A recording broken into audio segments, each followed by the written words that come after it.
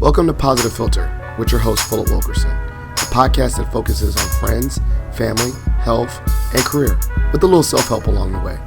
Please join me in this journey for self-improvement, and I hope what I have to share will make you a better person, thus making the world a better place. I hope you enjoy the show. I hope you enjoy the show.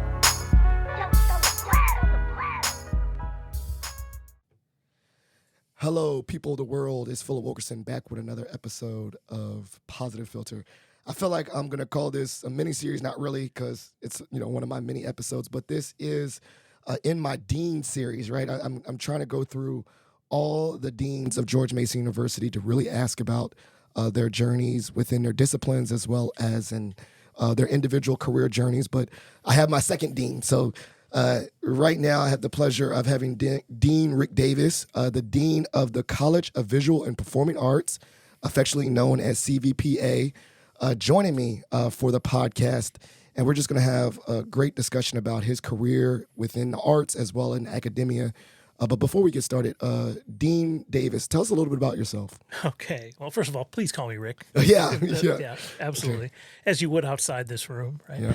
Yeah. I am primarily identified as a theater maker. Mm-hmm. I'm the dean of a wonderful arts college that has 7 artistic disciplines: art, dance, music, theater, film, game design, arts management. Did I get all 7? I think I did. A lot, yeah. Yeah. So I have to associate with and collaborate with artists of all kinds of different fields. But my home field is really theater, and I'm primarily a director. And also work as a dramaturge, which some of your listeners may not know that word. I don't. Okay, all right. Yeah. Well, I'll tell you what a dramaturge is, and let me tell you, when I was working primarily as a dramaturge in my late 20s through my mid 30s, was a very dramaturgical part of my career. The most frequent question I ever got asked was, "What is a dramaturge?" So I became very adept at answering the question. Essentially, a dramaturge is someone who combines a theory and a practice. Mm-hmm. So it's like someone who knows, in theater terms, it's someone who knows the history and literature and criticism of the theater world, but also knows about putting on a production from a very practical, dirty hands kind of point of view. And that skill set is interesting because you can then be an advisor to the production. You might bring a little bit more of the history and theory into the rehearsal room. You might be adept at researching historical material, for example, or you might just know the tradition of the play that you're working on or the playwright. But at the same time, you're not a scholar who has no idea how a thing is actually done in the real world. And so it's a really nice kind of a bridge. And I've used that philosophy actually throughout my life without, first of all, knowing what the name was. Because I've always enjoyed equally thinking about things from a very academic, scholarly, literary point of view, and building scenery and hanging lights and singing and acting and directing plays. And so the dramaturgy is a way of kind of putting all those things together. Well, I think, honestly, I would like to say maybe that I'm an adopted dramaturg because, I'm as I've getting my PhD in communication, yes, I'm learning a lot about theories and practice, but I also like to put it, I'm having this podcast, right? Yeah, and this is a good example. I definitely, we learn about the techniques of social media and all the history and all that stuff and researching how the audience feels, but I also want to be a practitioner. I like actually practicing more than theorizing because I like to do. I'm a very tactile person, so I'm so glad you brought that up. Yeah, it's a cool thing to think about, and I'll tell you how I got started in that. I was in college, and I was studying very intensively to be a scenic and lighting designer, so a very practical set of tools, and I was enjoying that work. But something started to occur to me on my own, and then I was given a major mentor moment, which I really appreciated. That's something I always want to shout out because this mentor moment actually changed my life. And actually, there are several of those that we may come to in the course of this. But I was hitting a plateau in my own development, especially in the scenic design area, because scenic design is a very fine art based medium Yes. You have to be able to draw, you have to be able to paint, you have to be able to nowadays use a computer. But in my day, it was T-squares and triangles and watercolor, and And I was quite frankly okay at that. Skill set wise. Yeah. Lighting was another thing. I still do lighting from time to time because I was able to master that a little bit better. But the scenic stuff, I was hitting a plateau and I was getting frustrated and I wasn't progressing. And, well, this professor at Lawrence University where I was studying, he was in his first year there, and he pulled me aside one day because he'd had me in class, and I think I might have been in a play that he directed. He pulled me aside and one day and he said, Rick, I think you might be a dramaturg. And, of course, I went, what? He used that word. He used that word. Okay. He used that word, and this is significant. He used that word in 1978. Yeah.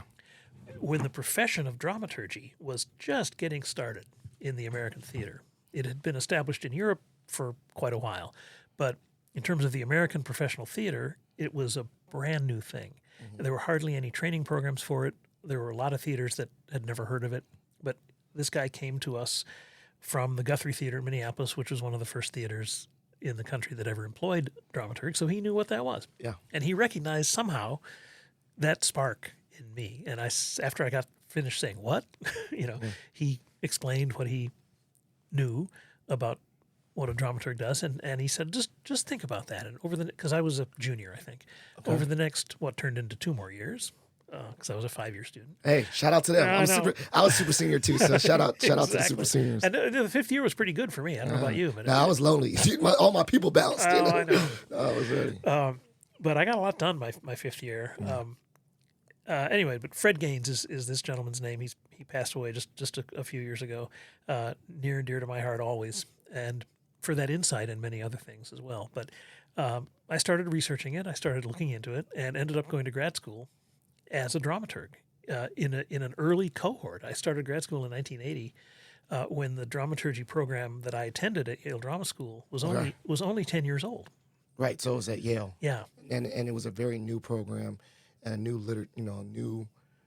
So, when they think about newness and all that, amongst your classmates, was it like, oh, he's just going to keep on going to school? He can't, right. Let me rephrase, were they saying things like, oh, he couldn't hack it in the bit, in the show biz, he's going to study, because I heard a lot of times, for the, those that can't do teach, right? And that's a really terrible mindset to have, because I've met so many, also wonderful professors we have here that are really not that. They are practitioners, they're doers, they're amazing, and they have the skill set of teaching. And so I actually say they're more talented, but what was that like going back to that when you're in a new program, a new field, a new theory?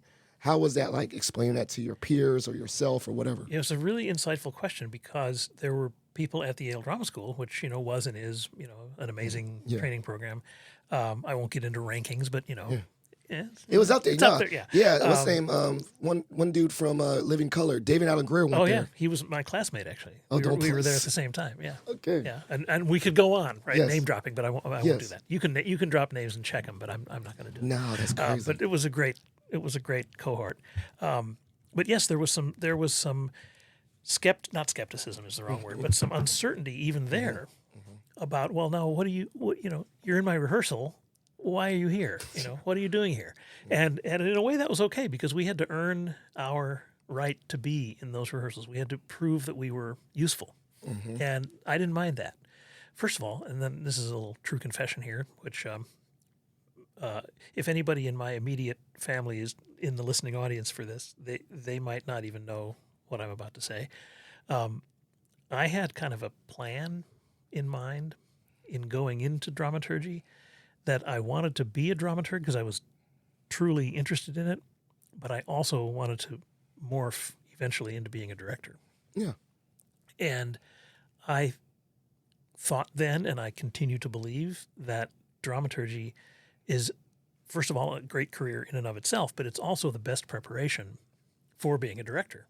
And I had a long-range vision that someday, and I didn't know when, and I wasn't going to rush it, that if I pick up all these bits of knowledge and theory practice combination, working as a dramaturg, I'll be working with some great directors. Yeah, you'll be in the spaces, you'll be in the rooms with Yeah, them. yeah, and soaking up techniques and pros and cons and all that. And sure enough, that's what happened over the course of the next 15 years or so. And then anyway, Well, I mean, honestly, I feel like this. I want to call this the life of a dramaturg because I think, the mindset of practitioner and research is just so powerful. Because think about, if you have context and knowledge and what the world views, but then you actually doing it, your decisions are informed by real research, Yes. right? And Yes. so, like, if you make good decisions, you're like, well, in context, how this audience views it, research has shown this and that, whatever. Or additionally, knowing context, like, if I want to do this play, but maybe this audience has a historical, history with it, right? That's Yeah. it's Yeah. against their culture. Yeah. That's probably like Yep. so having that could help you know when to like Yeah, and do what you need to do. that exact point comes out in something else that dramaturgs do at most theaters where they are employed. They help with season planning. So checking, checking those kind of things against, here's a play we want to do. How does it really fit this community, right? Yeah. Or if we're going to do it, how do we need to contextualize it for this community? And I was lucky enough to work at a really wonderful theater up in Baltimore called Baltimore Center Stage, which was the major regional theater in that area, still is. It's a theater for audiences around the DMV. If you think of Arena Stage and the Shakespeare Theater, Center Stage is in that league of theater. It's slightly smaller, but it's actually in the same kind of stratum of professional theater. It's a very, very good company.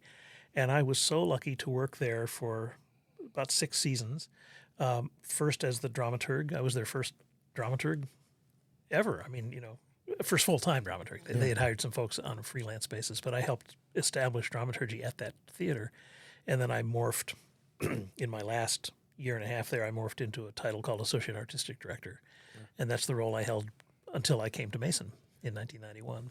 So, I mean, I think, and I've seen this a lot with the arts, right? I used, industry advisor. That's how we got connected. That's right. My role. That, in the art world, a resume is more so like, how can you prove it, right? It's not like your resume needs to be like my job. But so how were you breaking in? How did you get into that world where it's not really based on the resume, it's mainly on relationships, having quote unquote a portfolio? Yeah. How did you break in after grad school? Oh yeah, I can tell you've worked in the career area because that is the question, right? Yeah. And let me just digress for just a second and say you're absolutely right.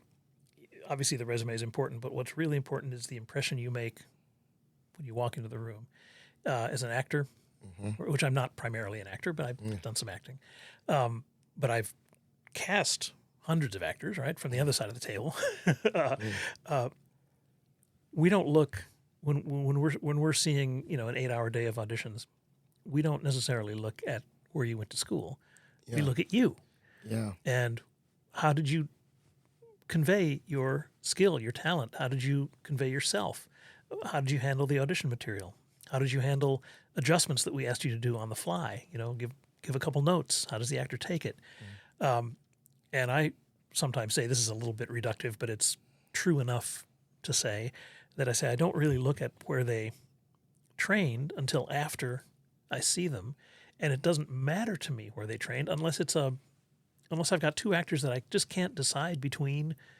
They're equal in every way, talent-wise, suitability-wise. Maybe I'll go with the one with the incredible academic pedigree. Yeah. Maybe, Yeah. but it's not a guarantee.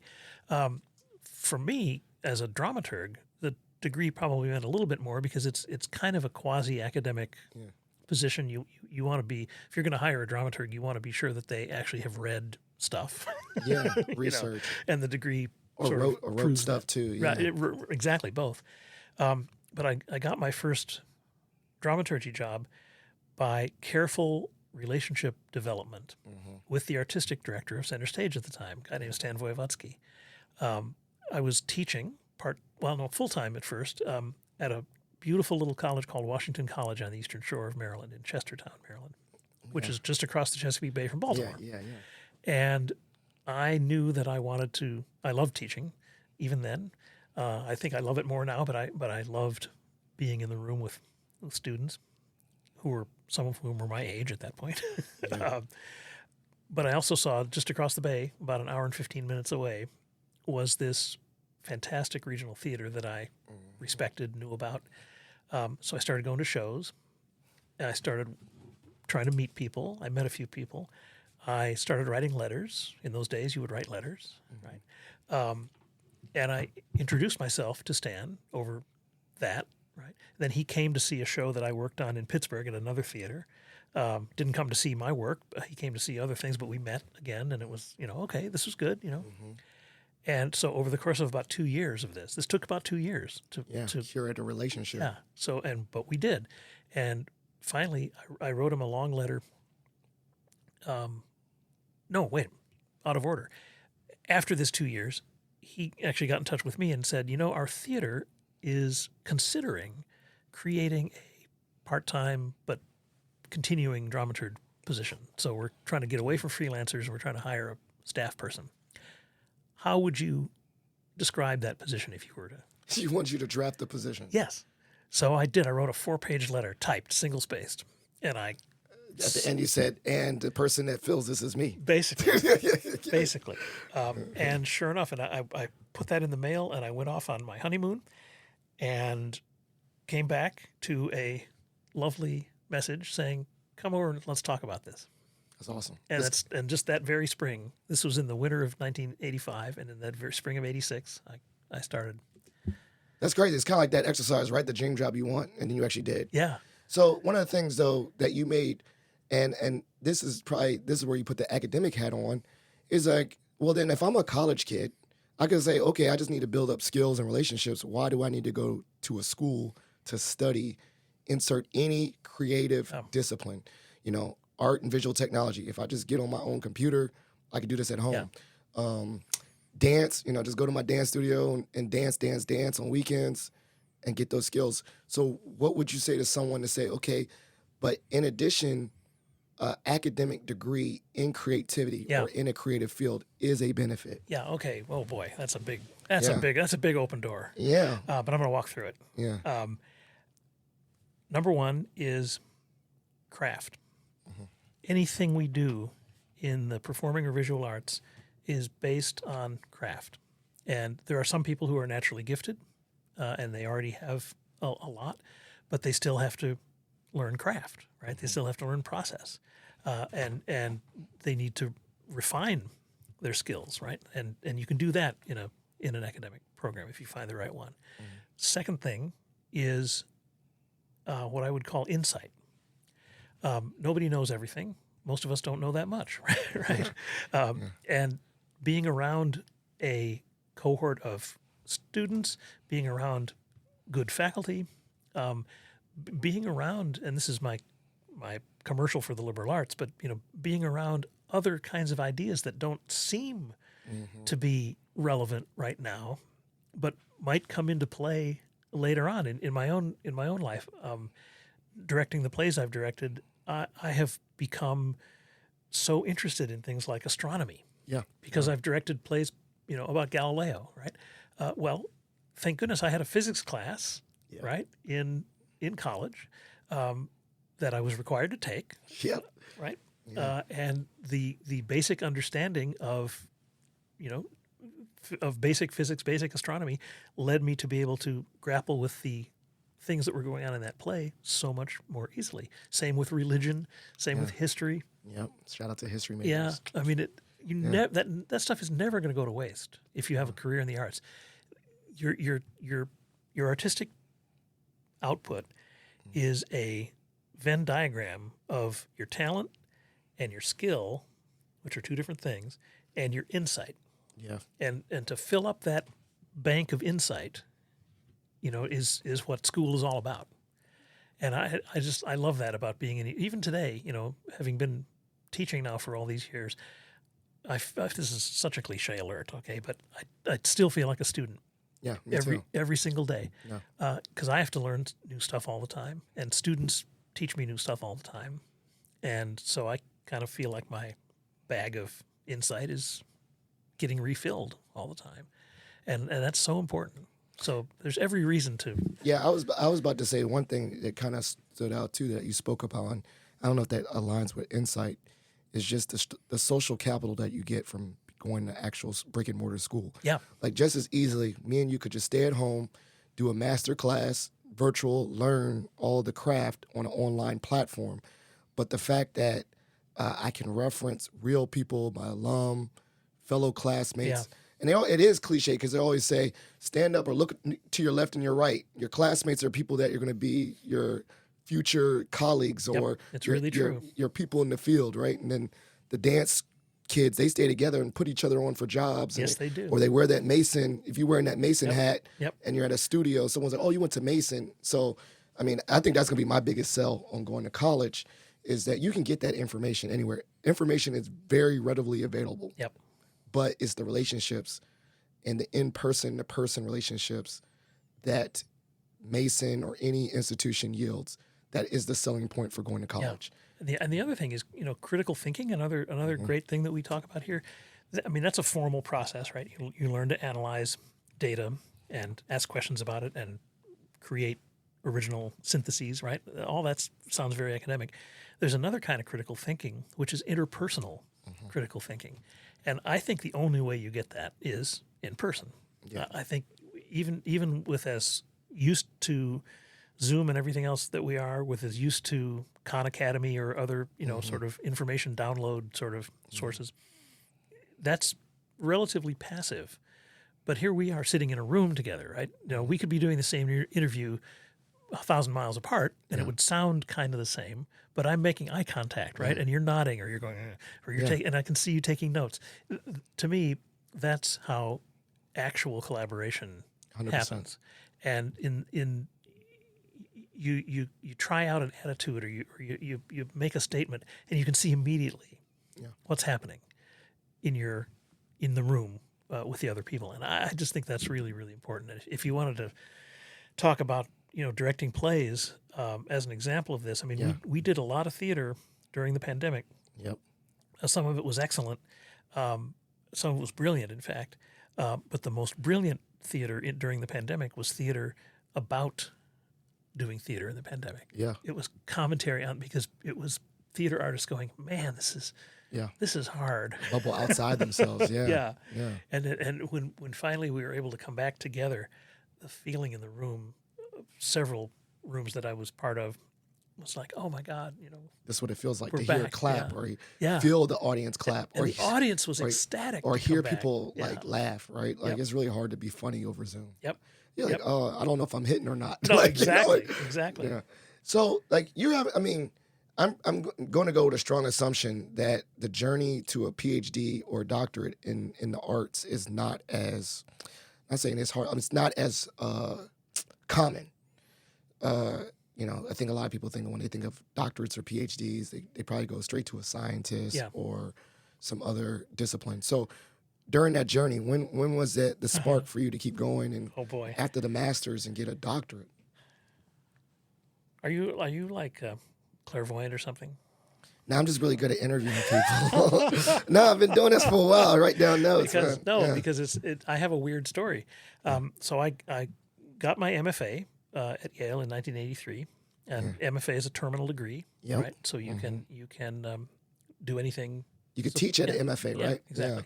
Yeah. I didn't necessarily want to teach right away, but it turns out I found a job teaching, so I did that in 1983. Got a job. This is a job at Washington College, and at the same time, you were talking about cohorts. A group of us at Yale, the third-year class, which included dramaturgs, directors, actors, managers, designers. A bunch of us got together, like actually during the end of our second year, and said, we want to start a theater together when we graduate. Oh, snap. Okay. So we worked. Let's get the band together. It was like getting a band together. Yeah. We worked every week during our third year. We did all our productions, did all our classwork, but every week, a group of us, different groups sometimes, met and planned this theater and started to raise money for it the old-fashioned way, writing letters to people. Fundraising, straight up. just Grassroots fundraising. grassroots. And we raised enough money in those days. We raised about, I don't know, $7,000 or $8,000. Big time. And that was enough to get started. We didn't know how far we would go, but so we had this theater called the American Ibsen Theater. It was in Pittsburgh. We rented a space from a local college.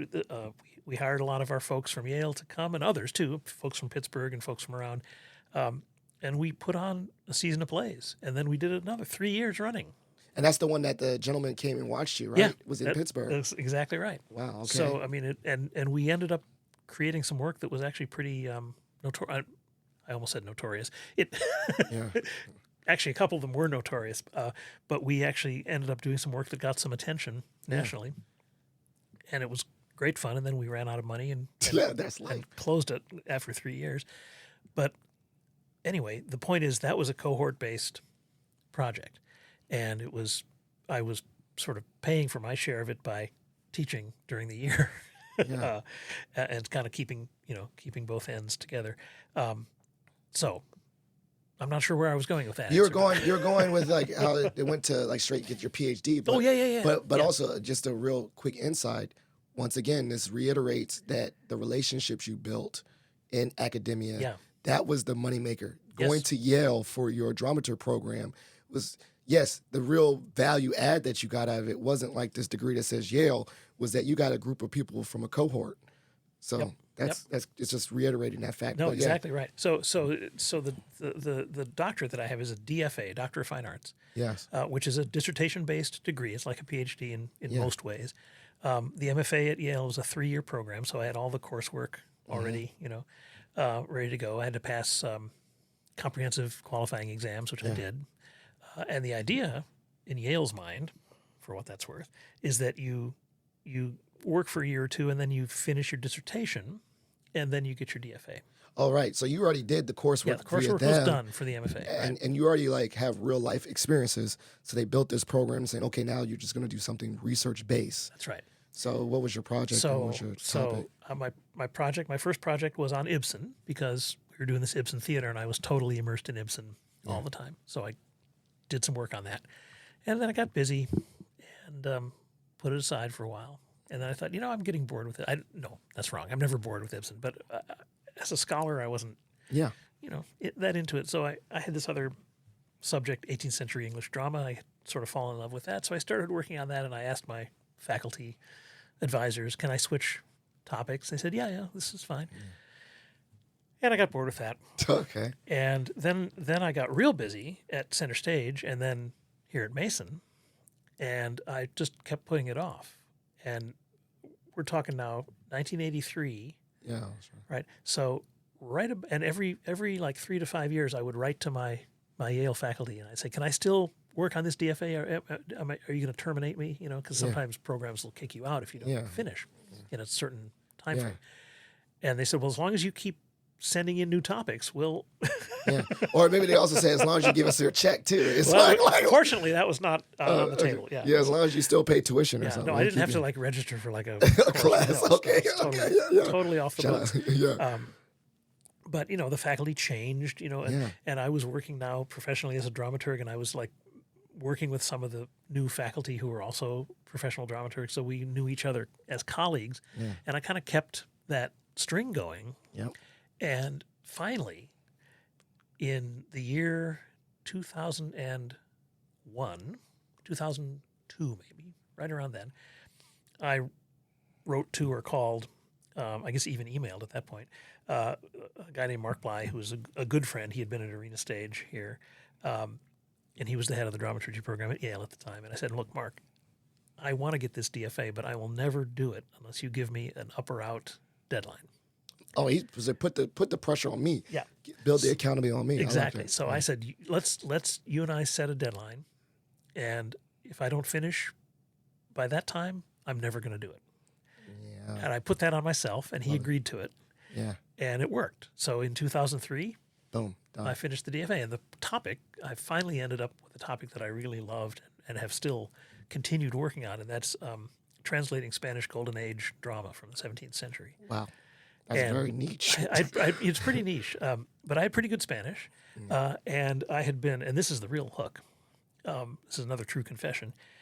I had been asked by a small theater in Baltimore, which doesn't exist anymore, but they were really fun while they lasted, to translate a Spanish play that they were interested in, and they didn't like any of the existing translations.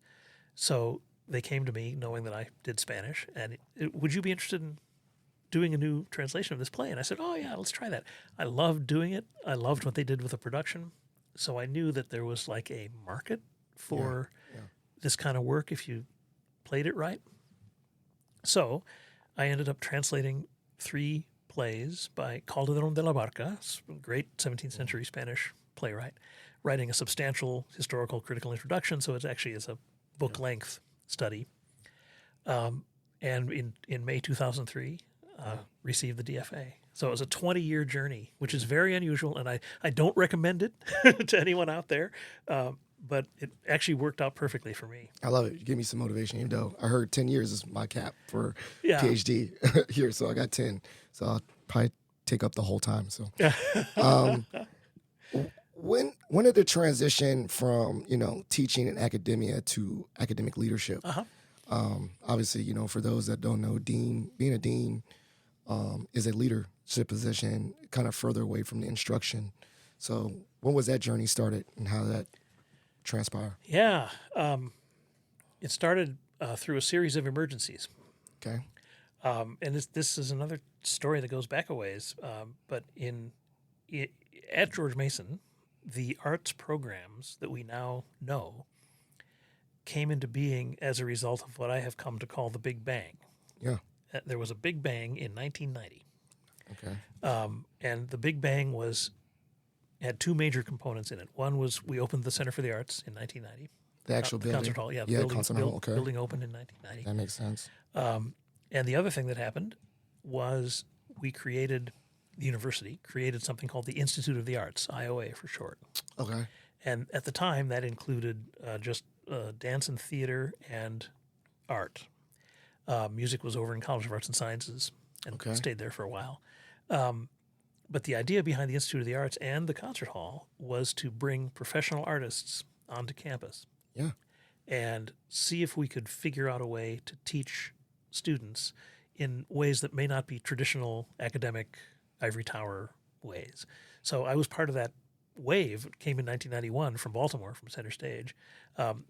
Many other faculty, a couple folks who fit that description were already here, but other people came. Patricia Miller, who's still here in the Opera and Vocal Studies program, when she came just a few months before I did, she was in the height of a fantastic career as an international mezzo-soprano on the opera stage and in the great concert halls of the world. But she found a way to come here and be full-time and still keep singing, right? Keep singing, okay. And I could give you many other examples, but the idea was let's bring artists in off the street and put them in front of students and say, here, let's teach and see how you do. And if it doesn't work, no harm, no foul, see you later. But then coupling that with this major new performing arts center that allowed us to bring in, dance and theater and music. Space, actual venue space. And so those two things together created this incredible upsurge in artistic energy at Mason. Right. So how does that involve my journey to They needed someone to lead that new school. Well, yeah, that was a ways away yet. In 1999, the Institute of the Arts had a leadership change, and the new leader came in. 1996 it had a leadership change. The new leader came in, didn't stay very long, and then there was an interim leader who was a gentleman from the faculty, wonderful music professor named Joe Shirk. He passed on, and actually that's part of this story because he was leading the Institute of the Arts, and he got ill and passed fairly quickly. It was a sudden onset. So we had an emergency vacancy at the top in the summer of 2000. And I was off campus. I was in Arizona directing a play. Yeah.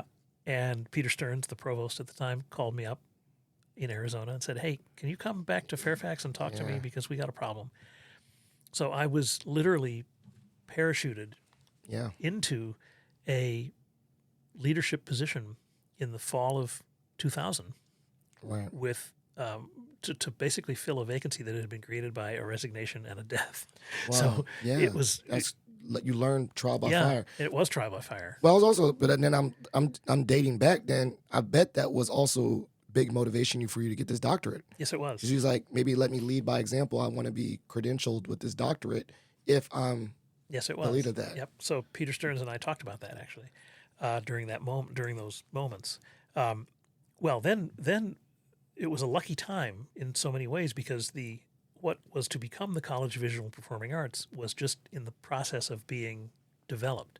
Yep. So as the interim director, dean kind of position of the institute, I was tasked with leading the development of the college, and then sort of said, well, I'm not sure I'm really ready to be the dean of this new college, so let me stand back and see what happens. And I told Peter, look, I'm not necessarily your founding dean, but if the pool doesn't materialize, let me know because I'm kind of enjoying this. And well, turns out we got a great dean. The founding dean came from outside, a guy named Bill Reeder, who became a mentor to me. Bill Reeder. Yeah. Okay. He was the first dean of CVPA. Okay, I met him in arts management out there in Arlington. Absolutely. Okay. Yeah. Shout out to him. I met him before. He's former opera singer, former arts manager up in New Jersey. Yeah. Very interesting guy. Very non-traditional. Not an academic person at all. Yeah, right? he's cool. I like him. And so that was a really interesting choice, and I became his associate dean. To get that to be under his wing. Yep. Yeah, I like it. And for the next 14 years, we worked very, very closely together. And I had my little detour into the provost's office from 2007 to 2011, working directly with Peter on, my title was associate provost for undergrad, so the same position that Keith Renshaw has today. Okay. Was my role for about 4.5 years. And that was so great because, first of all, I think Peter Stearns is a world-class historian, professor, but also provost, and it was wonderful to work for him. This sounds so bad, but now, is that why we had the Stearns Center? Yes, it is. Yes, it is. Like, I love, like, the fact that, like, we have these buildings all around. I'm like, okay, that's history. Like, cool. Like, he left his part. Yeah. Johnson Center named after Johnson, all this stuff. Yep. So, I think you said it. The school has transformed. It used to be called, the Institute of Arts. The school's blown up. You said 7 disciplines. When it become really CVPA and they started adding more disciplines to this to grow, was that just kind of concurrent with the Final Four and the growth of the university? It was around that time, not directly related, but the university was taken off. Yes. Right? I'm a proud dean, right? I post on my social media PDM sometimes, proud dean moment, because there's so much happening that I just love to signal that way. But as fast as George Mason has grown, the arts have grown faster. Yeah, I can see. For this whole time, since 1990, since the Big Bang, we have grown 425% in enrollment. Yeah, which is astonishing, because that isn't happening everywhere in the country. I mean, arts programs are not always the growth points, right? Yeah. But we have been, partly because of the quality of the core values of the faculty that we have, but also because we keep adding programs too, and that's a good way to grow. So, for example, computer game design, film and video studies, arts management, which was Bill's big idea. Those first 2 programs, which have undergrad populations that are, they could grow a lot more if we had space for them. But those are great programs. And it's intersections of technology and art. So I think that's why it's growing so much too. Arts and visual technology, film. I used to work with these students so much, so they really get those theories and all that, but they're going to get the concrete. Like, we're in a studio right now. Also the equipment, how to do that. So those programs are probably going to grow exponentially. In the School of Art, you've got graphic design, which is the fastest growing program. Well, at one point, it was the fastest growing program in the whole university. And it's a great program. And that's so tech heavy now, because you're learning all that stuff with computer imaging. And then some of that's transferable into like 3D work and animation, and we teach all that. Or UX design. Yeah, we teach virtual reality, augmented reality. Yes. So it's growing. Yeah. And then, obviously, venue space is growing too, because there's a Hylton Center Like, what was the rationale to have more than one arts facility? Because, obviously we have really, I mean, I had the gentleman Eric Cumbersome. He's like the manager for Eagle Bank. He's Yeah. like, man, that venue gets sold out all the time. Yep. We got to probably. I know the Center of the Arts is really a hub for artistic. So, what was the rationale to build a whole another thing out there in Hylton? Yeah, Hylton. the rationale for building what became known as the Hylton Center, it started life as the Community Performing Arts Center before we had the naming gift from the Hylton Family Foundation. And by the way, for your listeners, that's Hylton. Yeah, not the hotel chain. Yes. But a local developer who's made a wonderful life in Prince William County and is leaving something behind. Right. The reason we got into that project was quite literally to serve a need in that community. An arts need. Yeah, arts and culture for Prince William County and City of Manassas, and it's a great story. Here's the brief version of it. In the 1990s, Prince William County and the City of Manassas were not getting along all that well, which is not atypical for cities and counties that are in a relationship where you're fighting over traffic, you're fighting over police and fire services, you're fighting over boundary jurisdictions, tax base, all these things. And the mayor of the city of Manassas and the county board chair of Prince William County would seem to be polar opposites. Marvin Gillum was the mayor of Manassas, like umpteenth generation Virginian, World War II vet, conservative Republican. Kathleen Seefelt. Oh, I heard that name before. Yeah. You might have driven on the Kathleen Seefelt Parkway out in there. Kathleen Seefelt, who was the chair of the county board, liberal Democrat from northern Minnesota, transplant to Prince William County, which itself is kind of like suspect, right, for some of the old-time folks. Yeah. They loved each other. They worked so well together. And they were polar opposites, seemingly polar opposites, but they came together on a vision for what Prince William County and Manassas should become. And that vision included a university campus, which didn't exist until 1997, right? Right. And it included the Freedom and Aquatic Fitness Center as a place for the community to come together and exercise, get healthy, right? And it included an arts center. Because arts is part of the community's value. Absolutely. So George Mason, being a good community partner, I think that's one of the great things about our university is that we do really try to meet the needs of the communities that we serve. Well, this community really wanted an arts center, and so George Mason partnered with the county and the city. County put down 60% of the initial capital cost. City put down 10%. It's a small city. University put down 30%. And ever since then, we've managed it. George Mason owns it now and manages it. But it's on behalf of the citizens of that region. And it's a beautiful theater. I mean, we designed it to be beautiful so that it would be like a symbol of the new Prince William and Manassas. Yeah. Well, I mean, I need to check it out. I've never been to. I've only. Did you hear that audible intake of breath? Yeah. I've been to a bunch of shows, and I've been in the Center of Arts multiple times. I've seen you there, but I've never been in a show. So, shout out! I need to go. I need to go to at least one show, expose myself. I've seen it. I've been in the Manassas campus. Yeah, it's a beautiful theater. I've never even gone inside. And I'll tell you something again. If your listeners are in the local region. Merchant Hall, it has two theaters in it. Merchant Hall is the bigger of the two, 1,200 seats, shaped like an Italian opera house but smaller. It has the best acoustics of any theater for probably 100 miles around, and I'm talking about all the major theaters in the DMV. Merchant Hall has gorgeous acoustics. You can hear everything, and it's got this beautiful resonance to it that's just magical. So come here, a concert or a play. Can't go wrong. And then, like I said, the community's using it. The students use it. Our student shows are out there. Community shows are out there. And that's really important, too, for us as a university to have, students that can say, I performed at a top-notch facility. Oh, it's so much fun. Place. When I watch the like, for example, when the student opera productions, they don't all go out there, or the student dance concert, goes out there sometimes, not all the time. Yeah. But I watch these students walk onto that stage for the first time, and their eyes just get huge because they feel like they made it. Yeah, it's so pretty. I bet that's a big deal, to see on the other end. Yep. So, this has been great. I really love talking to you. This is the part of the show I kind of made it up. Shot for shot. You get to ask me any random question. I get to ask you any random question. You want to go first? I go first. Yeah. I'll go first. Okay. Where do you want to be in 5 years? Sheesh. Uh, so this is funny. Okay, career or personally? Let's go career.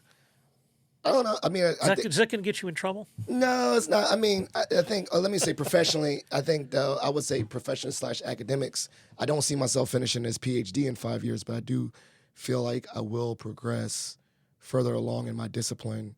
Also understand that I would be comfortable considering doing research and being able to speak that language of quantitative and qualitative and just, have practice. Like I got a Mari grant, so I'm using my first time using Qualtrics and Nice. just feeling like I can be in rooms with scholars and not say I'm done yet, but also feel confidence. Like I never thought if I blinked that I would be in a PhD program. That's fantastic. Or that the possibility of me being Dr. Phil the Black One. Oh, that'll be great. But also, I think, and I would say professionally, building my leadership skills. And so, whether I don't think necessarily it has to be a title at Mason, but within like associations, like I'm a member of Eastern ACE, the Eastern Association of Colleges and Employers.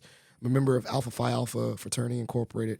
All these service. I'm also very active in the community in regards to local politics, like Fairfax County stuff. I want to be able to have roles where they build my leadership skills, whether it's a board member or a president or something like that, because I think that just, one, it gets me to be impactful in a community that I live, but also build up those skills that are outside, like delegation and leadership and being comfortable talking. So in 5 years, I will have more presidential roles in my belt. I'll have more community involvement in my belt and all those things. But honestly, I was really not even, you said professionally, I was like, hopefully he was going to say personally, because go ahead. No, because in my mind, the funny thing in the 5 years, I wasn't even really thinking about myself professionally. I was thinking about like, where are my boys going to be at? And my wife, 5 years, I'm thinking like, one of them is going to be like a teenager. And so I'm really thinking like, do I have to like, he's going to go to all his events and making sure that I pour into him. He just got he got the clarinet. Okay. So he wants to play the clarinet. Thank Fantastic. God. I was tired of hearing that recorder, but he wants to play the listen. clarinet. He's super smart. He likes to play sports. He's like this Renaissance man. And my other son, Miles, is a.k.a. going to be the mayor of Mason one day. Oh, fantastic. But I really thought about them more. I thought about where I was going to be as a father in 5 years, or a husband, and celebrating 15 years of Those marriage. are beautiful thoughts. So that was my. Yeah. It's funny. I was thinking about like, well, I'll still be in my house in 5 years. So I don't know. It's funny when you ask that question. As I said earlier, my mind did not go to me individually as a career. It was like, where is our family going to be at in 5 years? And that's I think that kind of informs that. That's my leading. Yeah, I'm glad you covered both. That's how I lead, I guess. And by the way, I used to play clarinet quite often. Okay. But I still have a recorder in my office. So if you ever get hungry for hearing somebody play the thank recorder. you. No, that recorder, please, I don't want to hear that no more. But shout out to my son, Bennett. I'm glad that you want to do the clarinet. So my question for you, how do you make time to still be a lover of the arts and enjoy the arts for yourself? And how do you give time to all those different ones that we just like dance? Oh, yeah. So that was my question. How do you still get to enjoy the arts for yourself? Thank you. For one thing, Mason makes it easy because we have so much stuff going on here on every level, from the student to the top professional. I mean, I can go in a given month. Yep. I can go hear the Royal Philharmonic Orchestra, one of the greatest orchestras in the world, on our concert hall stage with an amazing young soloist. And then the next week I can go see a student-directed theater production, right? And then 2 weeks later I can go see a dance company production, right? And that's something Mason has just made available to me, but to everybody. I mean, that's the cool thing, right? And so my artistic hunger can be fed. But then I also make sure, and this is, I think, important to remember also, I make sure that I get off campus and see things in New York, or see things at the Kennedy Center, or see things in Philadelphia. I just spent a few days in Philly seeing some amazing things, both art and music, because you want to have your context. Yes. You don't want to get insulated to one community's art. Yeah, because then you start making your own standards, and you never know if you're really living up to the field, right? So it's that kind of mix. But then the other thing I would say is I also try to stay active as a creative artist, directing, writing, and I think if I ever felt like I couldn't do that anymore, I would also quietly fade away from the academy, because Yeah. I think I came here as a practitioner. Yeah, I want to stay here as a practitioner, practitioner yeah. and not get those juices stopped. I love it. And so maybe just in regards to the busy schedule that a dean has, how do you show love to all these different art students in different ways? Like, you just map out their shows for the semester and say, I'm gonna try to at least go to at least one dance thing for the dance students and all I that. I see something in every program for sure. Yeah. I mean, I make that an absolute pledge. Usually more than one thing, but for sure. Yeah. That's a commitment. Yeah. And I try to encourage my colleagues to do. I know everybody's busy, right? Yeah. And we all have our favorite things. But I said, man, if you take CVPA as a whole, it is such a dynamic, diverse, amazing community. And the only way to experience that is to go over to the Gillespie Gallery in the School of Art and see the exhibition, right? Pop into Harris Theater and catch a recital, et cetera, et cetera. Yeah, watch one of the films that the students make. Oh, the the short screenings are amazing. Yeah, you shout know, out to them. they're winning like regional Emmys. It's like Yeah. You remember Taj? Remember him? of course. I was like, he made a movie, like Yep. a legit. I was like, dang, Taj went in Absolutely. Sundance kid movie. I was like, man, this dude doing it. So shout out to you, Taj. This has been great. I definitely enjoyed this. I thank you so much. I learned so much. I feel like this podcast for me is always an archive of learning more about the community I live in. I literally did not put it together that Peter Stearns is the Stearns Center. I love it. So I hey, love it. blame my mind, not my heart. This is the part of the show called shout outs and plugs. Okay. So you get to show love to anyone you want to show love to, and then plugs. These are the things that you want. I'll make sure to put in the show notes that you want the listeners to be aware of so that they can follow up. So shout outs and plugs. Yeah. So real quick shout outs. Actually, one of the names we've already heard, and that's Peter Stearns, who is in every way a mentor and one of the smartest people I've ever met, but also one of the most grounded, one of the most humble, one of the most approachable.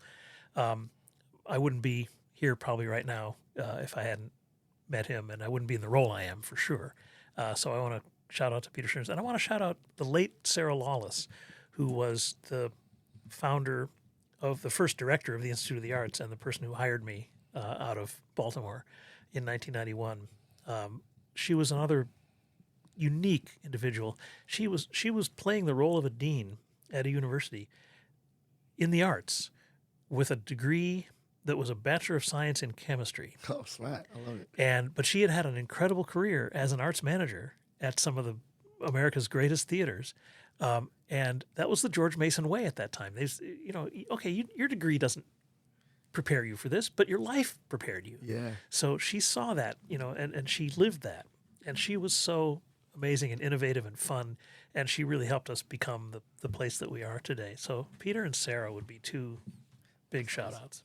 Awesome. And then plugs, things that you want the listeners to be aware of, resources, I don't know, whatever. So to pick up this theme that we just started on a minute ago, in the College of Visual and Performing Arts, we cover the waterfront as far as disciplines, as far as forms of expression. On any given week, and quite literally on any given week in CVPA, whether it's on the Fairfax campus, the Arlington campus, or the SciTech campus, you can see a great art show. You can see one or two or three great musical events. Depending on the week, you can see a theater event or a dance event. Those aren't every week because they take a little more time to, produce the tech and stuff. But throughout the semester, you'll be able to see several of each. You'll be able to see films, every week, and then in either guest filmmakers in the Visiting Filmmaker series or student productions. And then at the end of the semester, there's the festival, the Best of Mason Festival, and the student, and that's, several days consecutive of student screenings. So it's just amazing. You just, all you have to do is pick up the website, and say, what do I want to see this week? And I just encourage people to do that because I'll offer this as a final thought, unless you have more questions, and I'm happy to answer them. But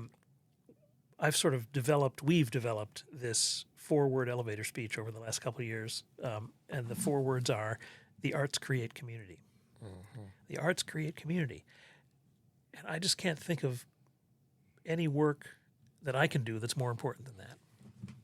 creating community, making temporary communities that come together just for a couple hours, or larger communities that come together for weeks, or ultimately, hopefully, really create a sense of the community around you all the time. Yeah. And the arts help give people ways in to become closer to each other, to open up to each other, to imagine each other's lives. And that's really what it's about. I think that was a good note to note. I think I was going to say Life of a Dramaturge, but I feel like the arts create communities, the best title. That just sounds so powerful. I got chills with that because it's like, that's true, like sports and all that, but like you come to something, you have a shared community, you have a shared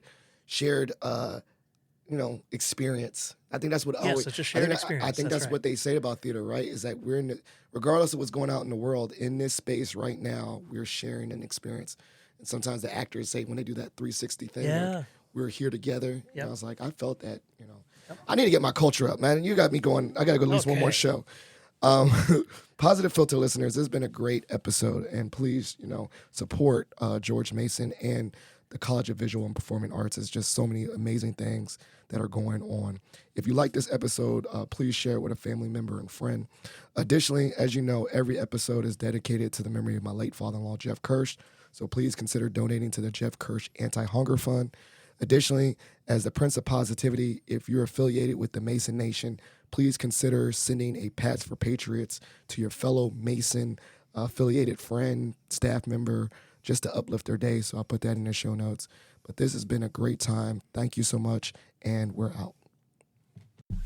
Thank you for listening to Positive Filter, a podcast that focuses on family, friends, career, with a little self-help along the way. If you enjoyed this podcast, please share it with your family and friends, and like the Facebook page, Spreading Positivity of Movement. Thanks for listening.